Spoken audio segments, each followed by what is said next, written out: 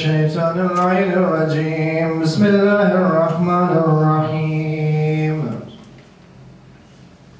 الحمد لله رب العالمين والعاقبة للمتقين والصلاة والسلام على أشرف الأنبياء والمرسلين مولانا مولى الكونين جد الحسن والحسين مولانا عبد القاسم محمد اللهم صل على محمد وعلى محمد. Et Dieu annonça clairement dans les saints versets Wal Asr, par le temps. Certes, l'homme est en perpétuelle perdition. Salut à Muhammad wa ali Muhammad. Allahumma salli ala Muhammad wa ali Muhammad. Comme chaque année, nous ne faillirons pas à notre tradition et croyez-moi, il y a là du bon. Certains de nos jeunes se présenteront ici, sur ce même pupitre, et vous présenteront durant les nuits à venir leur majlis, leur discours en honneur du Père de la liberté.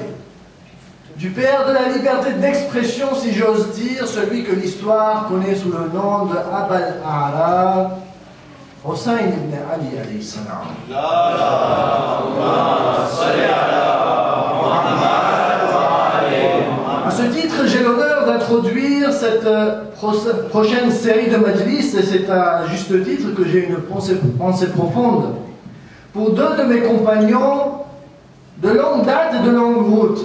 Mon grand frère Asghar Baya qui est aujourd'hui au Canada et mon petit frère Moubachir Nassir Hussein qui est aujourd'hui à Madagascar et avec qui nous avons essayé en toute humilité de redonner un nouveau souffle ces dernières années au Majlis en français dont l'importance n'est pas négligeable tant au niveau du message qui est véhiculé auprès de nos jeunes. Aussi je demanderai à toute l'Assemblée, le Mahfil aujourd'hui présent ici, de s'unir en une voix et de réciter en leur honneur, mais également en guise d'encouragement à tous les Akhirin qui vont passer par ici, un grand arrêt salawat en leur honneur. Allahumma salli ala Muhammad wa ali Muhammad. Chers fidèles, c'est un majlis en deux parties que je vous propose aujourd'hui. Inch'Allah, la seconde partie se tiendra, si Dieu nous le permet, la nuit de Ashura. Je compléterai donc mon discours de ce soir.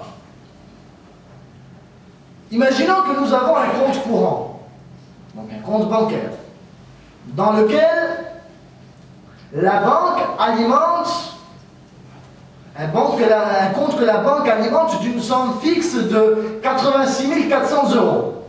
J'ai bien dit 86 400 €.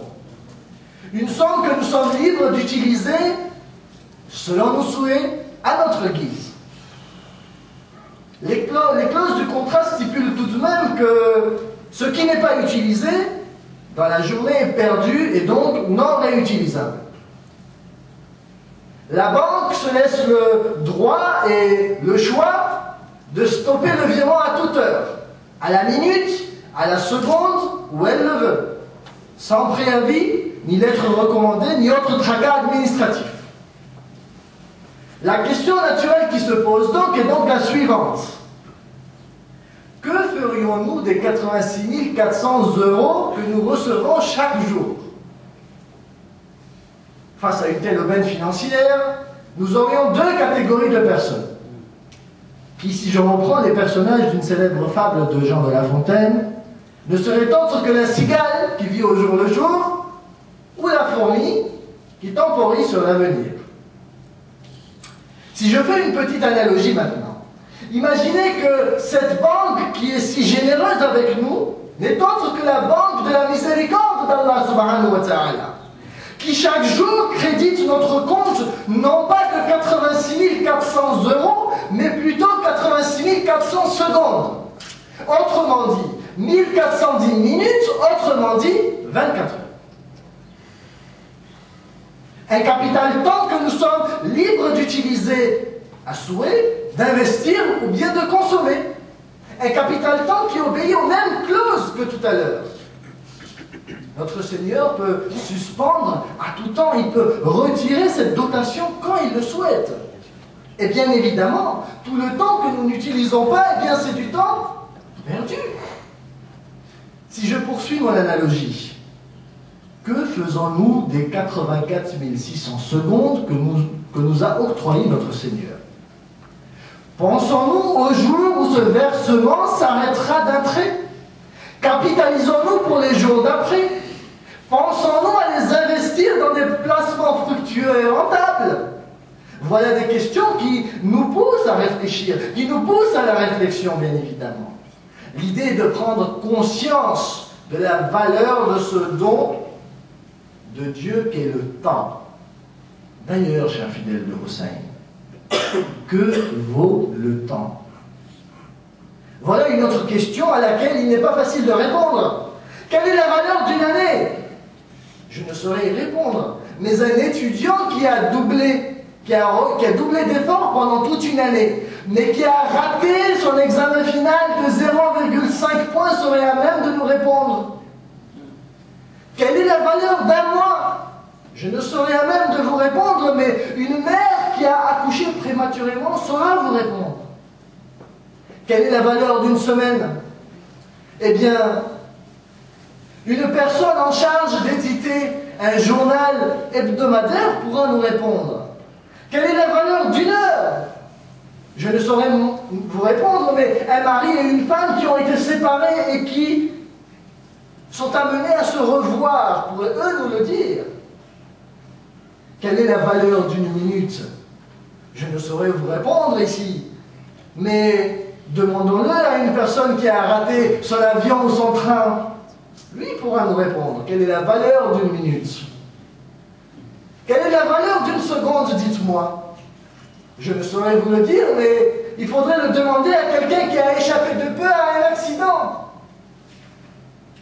Quelle est la valeur d'une milliseconde, dites-moi? Eh bien, posons la question à... Comment s'appelle-t-il déjà? Usain Bolt, ce champion olympique qui a bâti sa réputation d'homme le plus rapide sur quelques millièmes de secondes.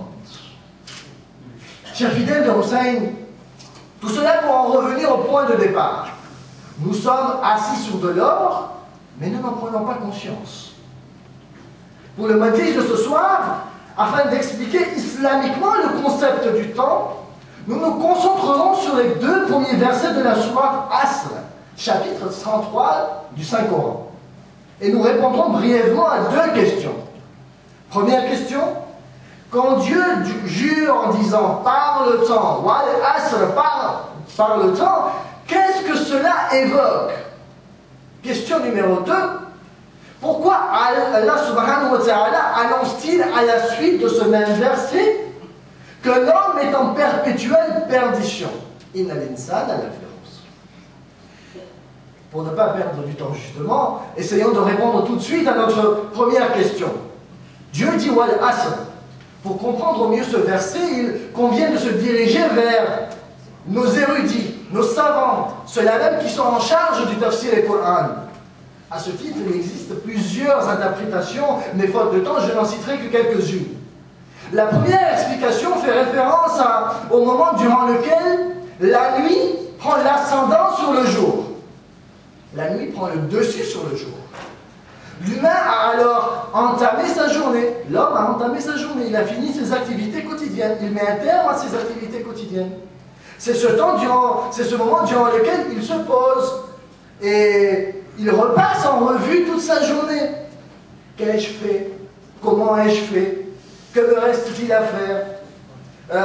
Aurais-je fait mieux? Pourquoi est-ce que j'ai fait cela? Ce moment durant lequel il se pose toutes ces questions. C'est en d'autres termes le moment durant lequel il s'avance pour faire son propre bilan à lui. En d'autres termes, il s'avance pour faire sa propre introspection. C'est ce que nous appelons le tazkiya et nafs. En jurant par ce temps, Allah subhanahu wa ta'ala nous rappelle qu'il viendra un temps où l'on n'aura plus l'occasion de revenir sur ce bilan. Que les comptes de résultats et les comptes de bilan seront alors clôturés. La seconde interprétation fait référence à la prière de Asr, moment durant lequel nous sommes invités au milieu de la journée à nous recueillir. Moment durant lequel nous sommes invités à nous rappeler que nous devons être reconnaissants envers notre Seigneur.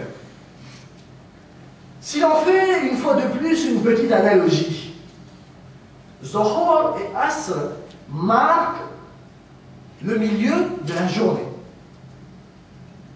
Allah subhanahu wa ta'ala, s'il jure par cet instant précis, c'est qu'il nous demande de réfléchir sur le fait que si j'ai perdu mon temps jusque-là dans des activités qui n'en valaient pas la peine, il est grand temps maintenant de réajuster le tir, de réajuster la boussole pour pouvoir justement capitaliser sur les bénéfices du temps.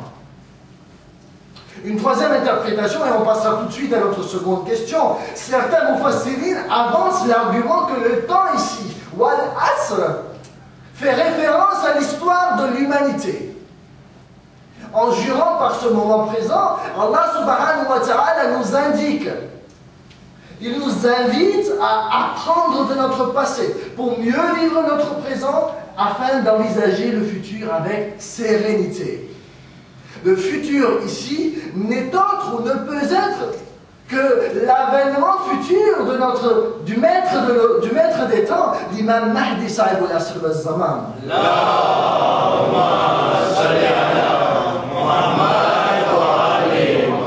Chers fidèles, notre seconde question était la suivante. Pourquoi Allah subhanahu wa ta'ala dit-il à la suite de ce verset, quand il dit Wal Asr, il dit par la suite, l'homme est en continuelle, perpétuelle perdition. Autrement dit, son capital ne fait que s'amoindrir. Au vu de ce que nous avions avancé tout à l'heure, il est facile de comprendre que chaque jour qui passe est un jour de moins dans notre capital vie. Cela me renvoie au fameux hadith de l'imam Ali alayhi salam qui dit que chaque souffle que nous prenons est un pas de plus que nous faisons vers notre fin. Sur un autre plan, il convient de rapprocher la notion de temps et de perte. Autrement dit, l'homme qui ne capitalise pas, qui n'investit pas son temps sur des actions qui seront pour lui dans l'au-delà un jackpot, est un homme en continuelle perte. Autre point intéressant aussi, oui, on peut également chercher un sens à tout cela en rapprochant la notion de temps avec la manière de vivre. Je m'explique. On a souvent tendance à dire que, à juste titre d'ailleurs, qu'il faut vivre avec son temps. Il faut vivre avec son époque. Ne pas vivre avec son temps, faire l'impasse sur la notion de l'évolution de la manière de penser, peut être assimilé également à une perte. Chers fidèles, il y a encore pas mal de notions à revoir, mais il serait malvenu de ma part de ne pas être ponctuel alors que j'évoque dans mon majlis la notion du temps. Aussi, dans la suite de la sourate, Allah subhanahu wa ta'ala donne des solutions pour être de ceux qui ne sont pas justement en perpétuelle perte, mais être de ceux qui sont en perpétuel gain. Allah subhanahu wa ta'ala nous donne des solutions dans la suite de ce verset, mais Inch'Allah, nous les exposerons, si Dieu le permet, comme je vous l'avais cité au départ de ce majlis, Inch'Allah, la nuit de Ashura.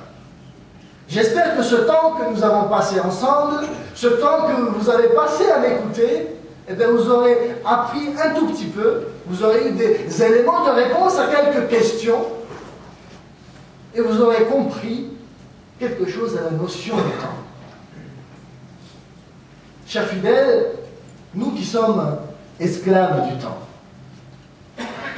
il y a dans la citation suivante une grande leçon. J'aimerais votre attention juste pour 10 secondes. Celui qui tout au long de la journée court derrière le temps, en étant actif comme une abeille, en étant fort comme un taureau, en travaillant comme un cheval, et qui le soir venu est crevé comme un bœuf, devrait consulter un vétérinaire car il est fort probable que ce soit là un âne. Mes chers fidèles, j'ai terminé mon majlis. En honneur de tous nos marcoumines, un grand arrêt salawat. Allahumma salli ala Muhammad.